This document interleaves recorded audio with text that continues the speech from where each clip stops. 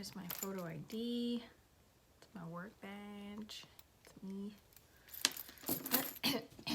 I'm really glad to be here today. I hope that everyone is doing well. I'm excited to share a little bit of something that I learned a few years ago. That's kind of opened up my eyes to what my daily life is like compared to maybe another culture. And I am hoping that maybe sharing this with you will kind of make some of your days a little better, and you can take a little piece of it home with you. You know, I always intend for my Sundays to be my day of relaxation.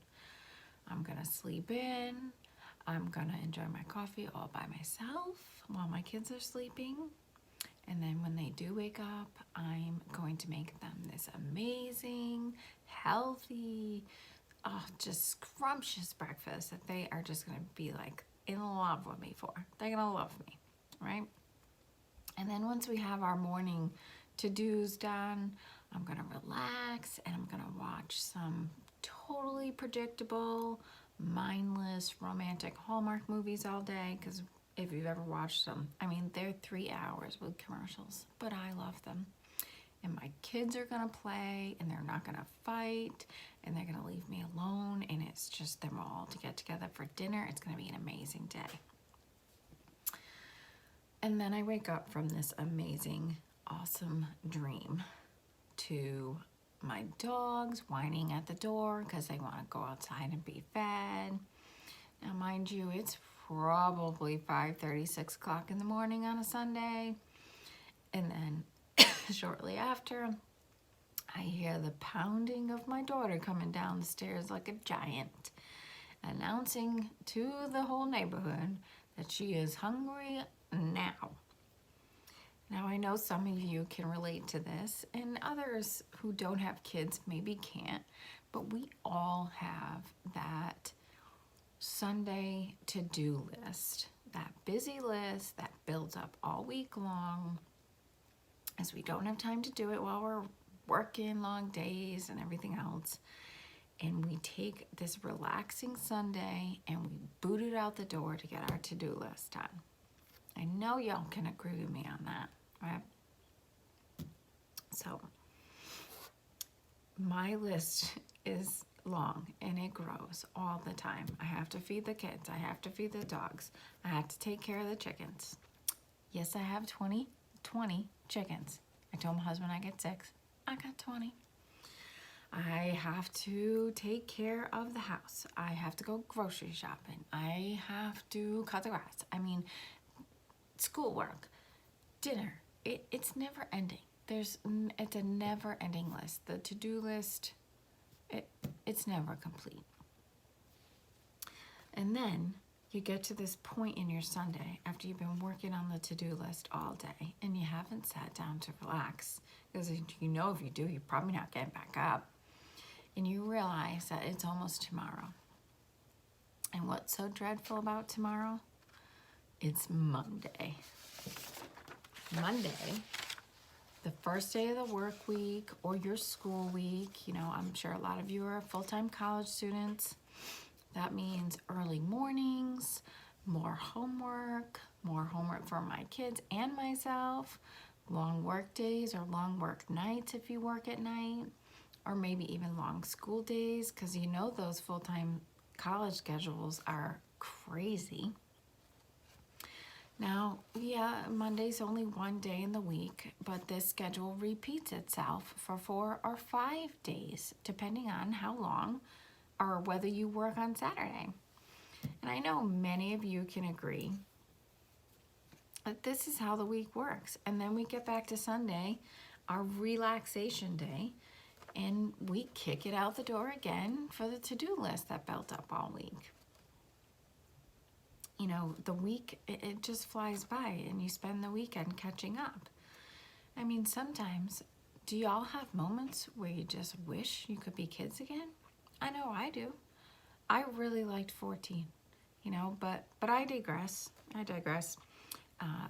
Thinking about all this work my brother called me the other day and he said something that was just so disheartening.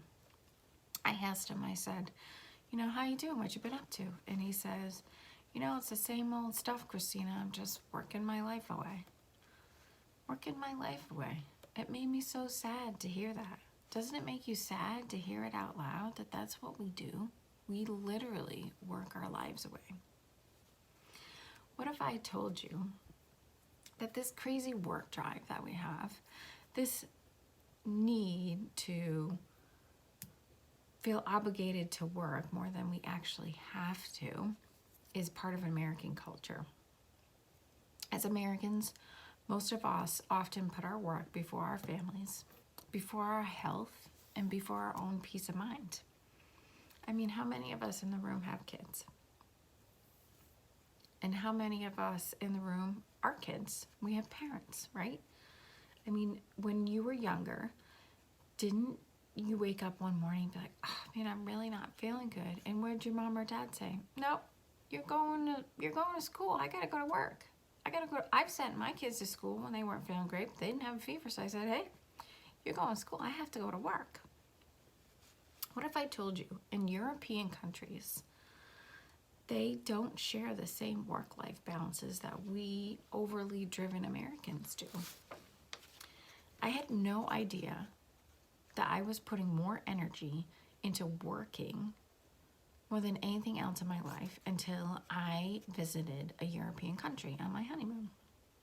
And I saw how a different culture was at work. So to give you a little background, at the time I had been a hairdresser for like 4 or 5 years, and I worked like 60 plus hours a week. If you included my drive, it was probably even more. And my son spent most of those years in daycare or with a family member. And when I look back on it, it's really kind of sad. But to get back to my point, so I'm freshly married and we're going to St. Martin on our honeymoon, and we met some amazing people out there from all over the world. They were French, Dutch, Australian, Jamaican, and more. And this one woman took us on a tour, one of those awesome tours when they try to sell you a timeshare at the resort you're staying at. And if you've ever been on one, or you never have, don't do it, because the breakfast isn't worth it, the free breakfast. But this tour changed my perspective on life, because as we neared the end of the tour, the woman says to us, wouldn't it be nice to have a place like this to come get away to? And my husband and I said to her, we don't really have time to get away. I mean, we were away on our honeymoon. This is our first vacation we ever had. And she said, well, that's just the American way of life. And I said, well, what do you mean? And she said, Americans, they just work, work, work. And that they put work before everything. We went on to talk about other things, but it got me thinking. So I get back home from this trip and I start researching and looking into the differences between European and American work life. And this one article in Time magazine, it highlighted a new French law in 2017 that allowed its employees to disconnect from work emails when they were off the clock. And I think that that's something that we can learn from. How many of us make the mistake of putting work email on our phones? And you hear that ding and you can't help but want to know what could be something exciting you're missing, or it could be something tragic depending on your work. Like, it could be important, but we're not all lifesavers. We're not all need to have that connection all the time, that on-call connection. And so I think that that's something great that we can learn from the French and really disconnect from our work. Another writer named Rachel Chang, she wrote about 5 things Americans can learn from Europe's work-life balance. And one of the things that stood out the most was using your vacation days like the Brits. Now, on average, Americans get 10 days a year, but in Europe, they get 4 weeks. Everyone who works I assume a certain amount of hours, but I'm not sure, so don't quote me on that. But everyone that works gets 4 weeks of vacation. It is a law. It's a law. And the Americans who do have vacation tend to not use it. You know, according to Ms. Chang, an average of 705 million days a year are left unused in vacation time. That is paid vacation time that you could take off from work.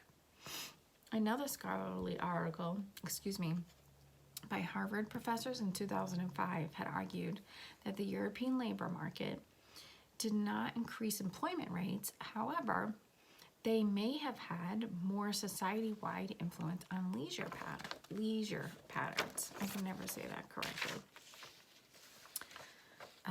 And you know, the importance of leisure, you know, what leisure is to me might be different than what leisure is to you. You know, I love to ride horses. I love to read a book. Oh, I do pay to go sit on the beach for the day by myself. Sometimes it's leisurely to watch my kids. Other times it's not. So what's leisure to me is different than what's leisure to you.